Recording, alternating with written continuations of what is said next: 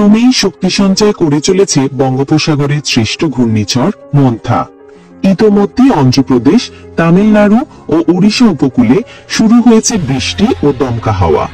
জারি করা হয়েছে উচ্চ সতর্কতা। স্থলভাগের দিকে ধেয়ে আসছে শক্তিশালী এই ঘূর্ণিঝড়।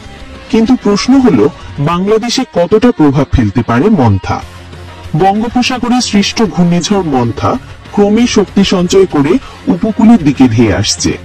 ভারতের কেন্দ্রীয় আবহাওয়া অধিদপ্তর IMD এর সর্বশেষ বুলেটিন অনুযায়ী ঘূর্ণিঝড়টি বর্তমানে দক্ষিণ পশ্চিম এবং সংলগ্ন পশ্চিম মধ্য বঙ্গোপসাগরের উপর অবস্থান করছে এবং ঘন্টায় প্রায় 17 কিলোমিটার বেগে স্থলভাগের দিকে অগ্রসর হচ্ছে। মঙ্গলবার সন্ধ্যায় এটি ভারতের দক্ষিণাঞ্চলীয় রাজ্য অন্ধ্রপ্রদেশের কাকিনাড়া এবং কলিঙ্গপত্তনমের মধ্যবর্তী উপকূলে আছড়ে পড়তে পারে।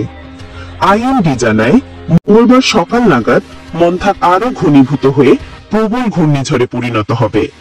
এই সময় বাতাসের সর্বোচ্চ গতি ঘন্টায় 90 থেকে 100 কিলোমিটার পর্যন্ত পৌঁছাতে পারে, আর দমকা হাওয়ার বেগ ছুঁতে পারে 110 কিলোমিটার। ফলে ভারতের দক্ষিণাঞ্চলীয় রাজ্য তামিলনাড়ু, অন্ধ্রপ্রদেশ ও ওড়িশায় ইতোমধ্যে উচ্চ সতর্কতায় রয়েছে। ঘন্টায় 62 কিলোমিটার এবং দমকা ও ঝোড়ো হাওয়ার গতিবেগ 88 কিলোমিটার পর্যন্ত পৌঁছাচ্ছে। এতে বঙ্গোপসাগরের সমুদ্র পৃষ্ঠ এখন উত্তাল। তবে মন্থার সরাসরি আঘাত বাংলাদেশের উপকূলে পড়বে না বলে জানিয়েছে বাংলাদেশের আবহাওয়া অধিদপ্তর। তবে এর প্রভাব পুরোপুরি মুক্তও থাকবে না। ঝড়ের প্রভাবে দেশের বিভিন্ন স্থানে বৃষ্টিপাতের সম্ভাবনা রয়েছে। আবহাওয়া অধিদপ্তর বলছে, ঘূর্ণিঝড়টি ভারতের দক্ষিণ পূর্ব দিক দিয়ে স্থলভাগে আছড়ে পড়বে, তাই বাংলাদেশের উপর বড় কোনো ঝোড়ো হাওয়ার প্রভাব পড়বে না। তবে এর বিস্তৃত প্রভাবে বৃষ্টি হতে পারে সারা দেশে।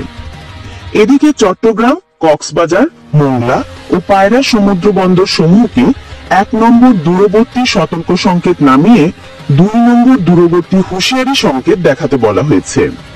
এছাড়াও উত্তর বঙ্গোপসাগরে অবস্থানরত সব মাছ ধরার নৌকা ও ট্রলারকে উপকূলের কাছাকাছি থেকে সতর্কভাবে চলাচল করতে বলা হয়েছে এবং পরবর্তী নির্দেশ না দেওয়া পর্যন্ত গভীর সমুদ্রে না যেতে অনুরোধ জানানো হয়েছে। আবহাওয়া অধিদপ্তর বলছে, ঘূর্ণিঝড় মন্থার প্রভাবে উত্তর বঙ্গোপসাগর পর্যন্ত ঝড়ের প্রভাব বিস্তৃত রয়েছে। ফলে সোমবার সন্ধ্যা থেকে আগামী 5 দিন দেশের বিভিন্ন অঞ্চলে বৃষ্টিপাত অব্যাহত থাকতে পারে। বিশেষ করে চট্টগ্রাম, বরিশাল ও খুলনা বিভাগে বৃষ্টির তুলনামূলক বেশি হওয়ার সম্ভাবনা রয়েছে।